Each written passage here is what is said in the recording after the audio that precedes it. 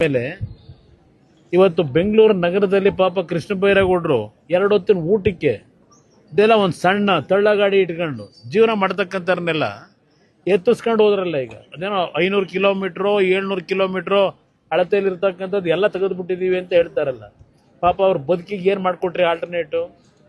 ಅವ್ರನ್ನ ತೆಗಿತೀರಲ್ಲಪ್ಪ. ಇಲ್ಲಿ ನಾನು ಪ್ರಿಯಾಂಕಾ ಖರ್ಗೆ ಕೇಳ್ತೀನಿ, ಇಲ್ಲಿ ನಡೆದಿರೋ ಡೇ ಲೈಟ್ ರಾಬರಿ ಇದಕ್ಕೇನು ತೀರ್ಮಾನ ಮಾಡ್ತೀರಪ್ಪ ನಿಮ್ಮ ಸಚಿವ ಸಂಪುಟದಲ್ಲಿ? ಕೃಷ್ಣ ಬೈರೇಗೌಡರು ಪ್ರಿಯಾಂಕಾ ಖರ್ಗೆ ಕೇಳ್ತೀನಿ, ಪೊಲೀಸ್ ಇಲಾಖೆ ಇದೆಯಲ್ಲಪ್ಪ, ಅದೇಂಥದ್ದು? ಕೃಷ್ಣ ಬೈರೇಗೌಡರು ಕಂದಾಯ ಸಚಿವರು.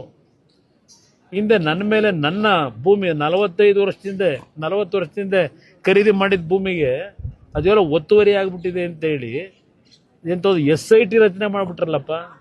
SIT ರಚನೆಯ ಈಗ ಇಲ್ಲಿ 100 ಕೋಟಿ 1000 ಕೋಟಿ ಲೂಟಿ ಮಾಡಿ 1000 ಕುಟುಂಬ ಬೀದಿಗೆ ತಂದು ನಿಲ್ಸವ್ರೆ. 4000 ಕುಟುಂಬಕ್ಕೆ ನಿವೇಶನ ಕೊಡ್ತೀನಿ ಅಂತೇಳಿ ಇವತ್ತವರೆಗೂ ಒಂದು ನಿವೇಶನ ಕೊಡಲಿಲ್ಲ. ಯಾಕಪ್ಪ ಇನ್ನೂ ಮೌನವಾಗಿದ್ದೀರಿ? ಮಾತಾಡ್ರಪ್ಪ ಇದ್ರ ಬಗ್ಗೆ. ಏನೇನಾಗಿದೆ ಅಲ್ಲಿ? ಪೊಲೀಸ್ ಇಲಾಖೆ ಇಟ್ಕೊಂಡು ಅದು ಏನು ತನಿಖೆ ಮಾಡ್ತೀವಿ ಮಾಡಪ್ಪ. ಹೈಕೋರ್ಟ್ ಆದೇಶ ಕೊಟ್ಟವರಲ್ಲ. ಇದೆಲ್ಲ ಬಿಟ್ಟು ಇರೋ 3 ದಿವಸ ಇನ್ನೇನು 1 ವರ್ಷ ಆಯ್ತೋ 1.5 ವರ್ಷ ಇದೆಯೋ ನಿಮ್ಮ ಮನೆ ಬರ ಗೌರವ ಉಳಿಸ್ಕೊಳ್ಳೋ ಕೆಲಸ ಮಾಡಿ ಅಂತ ಹೇಳ್ತೀನಿ. ಯಾವುದು ವಿಚಾರವಾಗಿ ಇದು ಇಂಥ ಒಂದು ತೀರ್ಮಾನ ನಿಜಕ್ಕೂ ನಗುಪಾಟ್ಲು ಏನು ಹೇಳಿ? ಈಗ 30 ದಿನದಲ್ಲಿ ಅದೆಂಥದ್ದು ಹೊಸದಾಗಿ ರಿಟೈರ್ಡ್ ನ್ಯಾಯಮೂರ್ತಿ ಇರಬೇಕೇನೋ, ಗುರುನಾಥೋ ಏನೋ ಗೊತ್ತಿಲ್ಲ ಹೆಸರು, ಅವರ ಒಂದು ನೇತೃತ್ವದಲ್ಲಿ ಈಗ ಅದೆಂಥದ್ದು ಸಮಿತಿ ವರದಿ ತಗೋತಾರಂತಲ್ಲ.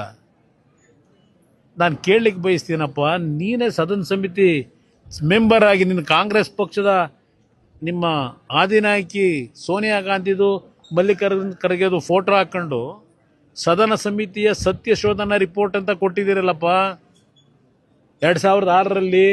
ಇದೇ ಬಿಡದಿ ಬಗ್ಗೆ, ಬಿಡದಿ ರೈತರನ್ನೆಲ್ಲ ಭೇಟಿ ಮಾಡಿ ಅವ್ರ ಜೊತೆ ಅವ್ರ ಕಷ್ಟ ಸುಖ ಕೇಳಿ ಆ ತೋಟಗಳನ್ನೆಲ್ಲ ನೋಡಿ ಒಂದು ವರದಿ ಕೊಟ್ಟಿದ್ದೀರಲ್ಲಪ್ಪ ಸದನ ಸಮಿತಿದು 2006ರಲ್ಲಿ. ಆ ಸಮಿತಿ ರಿಪೋರ್ಟ್ ಏನು ಮಾಡ್ತೀರಿ? ನೀವು ಕೊಟ್ಟಿರೋದು. ಈಗ ಇವ್ರ ತಗೊಂಡು ಏನು ಮಾಡ್ತೀರಪ್ಪ? ಬಿಡದಿದ್ದು ಏನಕ್ಕೆ ಮಾಡ್ಕೊಂಡಿದ್ದೀರಿ ಈ ಸದನ ಸಮಿತಿನ? ಏನಾದರೂ ಮುಖ್ಯಮಂತ್ರಿ ಒಂದು ಪರಿಜ್ಞಾನ ಬೇಡವಾ? ನೀವೇ ಮುಖ್ಯಮಂತ್ರಿನೇ ಅವತ್ತಿನ ಸದನ ಸಮಿತಿ ಸದಸ್ಯ. ಆ ರಿಪೋರ್ಟ್ ನಾನೇ ನೆನ್ನೆ ಬಿಡುಗಡೆ ಮಾಡಿದ್ದೀನಿ. ಅವ್ರು ಏನು ಕೊಟ್ಟವ್ರೆ?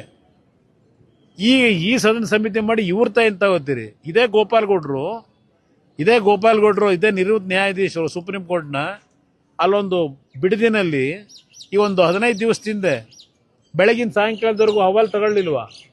ಅದೇನೋ ಜನ ಕೋರ್ಟು ಅಂತೇಳಿ ಅವ್ರು ಕೊಟ್ಟವರಲ್ಲ. ಗೋಪಾಲ್ ಗೌಡ್ರು ಜನಗಳು ತೀರ್ಮಾನ ಕೊಟ್ಟಿದ್ದನ್ನು ಕೊಟ್ಟವರಲ್ಲ, ಅವ್ರು ರಿಪೋರ್ಟನ್ನು ಮಾಡ್ಕೊಂಡಿರ್ಬೇಕು. ಗೋಪಾಲ್ ಗೌಡ್ರ ಹತ್ರ ಕೇಳಿದ್ರೆ ಆಗಿತ್ತಪ್ಪ ಜನ ಏನು ಮಾತಾಡ್ತಾರೆ ಅಂತೇಳಿ. ಈಗ ಇನ್ನೊಂದು ಹೊಸ ಸದನ ಸಮಿತಿ ಮಾಡಿ